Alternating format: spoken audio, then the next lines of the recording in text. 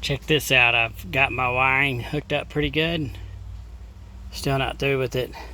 I got my lights down under the kick panels are working, and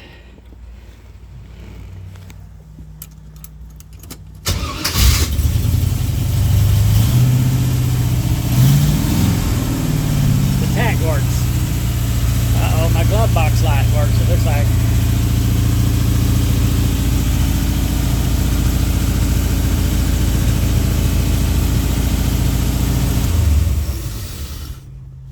Progress.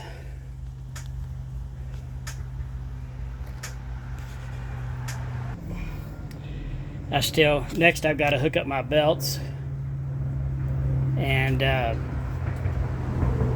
had to guess at some of the wiring, even though I put my new harness on it and everything, but mainly how that alternator hooks up to the battery. So I didn't see a thing on it, but got to dress my wiring up more and put belts on it and attempt to take it for a test drive. Thanks for watching.